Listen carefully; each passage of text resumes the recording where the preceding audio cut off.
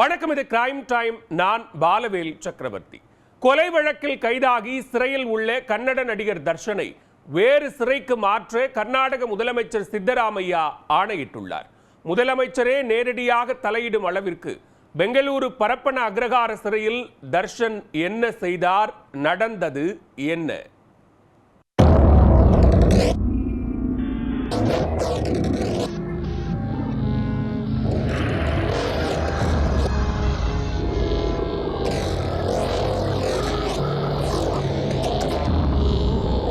பிரபல கன்னட நடிகர் தர்ஷன் தனது நண்பர்களுடன் ஒய்யாரமாக அமர்ந்து அரட்டை அடிப்பது ஏதோ பண்ணை தோட்டத்து பங்களாவில் அல்ல. கொலை குற்றவாளியான அவர் தனது சகாக்களுடன் பெங்களூரு சிறையில் ராஜ உபசரிப்புடன் இருந்த காட்சிதான் இது. இந்த ஒற்றை போட்டோ கர்நாடகாவையே கலங்கடித்துள்ளது.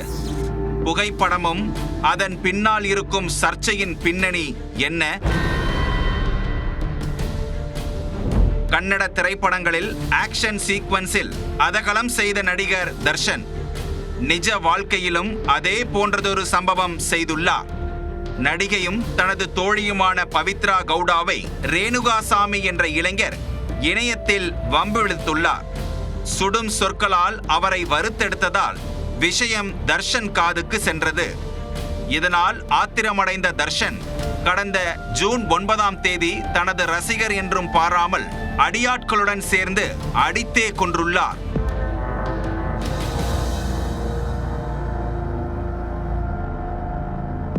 இந்த வழக்கில் தர்ஷன், பவித்ரா கவுடா உட்பட 17 பேர் கைது செய்யப்பட்டுள்ளனர். தர்ஷன் மற்றும் அவரது உதவியாளர்கள் உள்ளிட்டோர் பெங்களூருவில் உள்ள பரப்பன அக்ரஹார சிறையில் அடைக்கப்பட்டுள்ளனர். கொலை குற்றவாளி என்பதை மறந்துவிட்டு இன்னும் தான் ஒரு சினிமா நட்சத்திரம்தான் என்பதைப் போலவே பெங்களூரு சிறையில் தர்ஷன் உலாவி உள்ளார். சிறையில் ராஜ உபசரிப்பில் தர்ஷன் மற்றும் அவரது கூட்டாளிகள் இருக்கும் போட்டோ மற்றும் அவர் தனது ரசிகர்களுடன் வீடியோ காலில் பேசும் வீடியோவும் வெளியாகி சர்ச்சையை ஏற்படுத்தியுள்ளது. அதில் ஏதோ சொகுசு பங்களாவில் இருப்பது போன்ற ஹாயாக சேரில் அமர்ந்து சிகரெட் புகைத்து கொண்டே காஃபி அருந்தும் போட்டோ கசிந்துள்ளது. அவருடன் ரேணுகாசாமி கொலை வழக்கில் தொடர்புடைய ரவுடி வில்சன், தர்ஷனின் மேலாளர் நாகராஜ், மற்றொரு கைதியான குல்லா சின்ஹா ஆகியோரும் அரட்டையடித்துக் கொண்டிருந்தனர். சர்ச்சை புகைப்படம் வெளியாகி கர்நாடகாவில் கடும் புகைச்சலை ஏற்படுத்தியுள்ளது. இந்த விவகாரத்தில் எதிர்க்கட்சியான பாஜக கடும் கண்டனம் தெரிவித்துள்ளது. இதையடுத்து கொலை குற்றவாளியான நடிகர் தர்ஷனை வேறு சிறைக்கு மாற்ற கர்நாடக முதலமைச்சர் சித்தராமையா ஆணையிட்டுள்ளார்.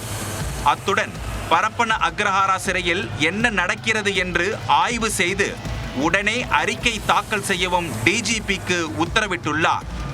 இதனிடையே தர்ஷன் விவகாரத்தில் கவனக்குறைவாக இருந்ததாக கூறி சிறை அதிகாரிகள் 9 பேர் அதிரடியாக சஸ்பெண்ட் செய்யப்பட்டுள்ளனர். சொத்து குவிப்பு வழக்கில் கைதான வி.கே. சசிகலா இதே பெங்களூரு பரப்பன அக்ரஹாரா சிறையில்தான் அடைக்கப்பட்டிருந்தார்.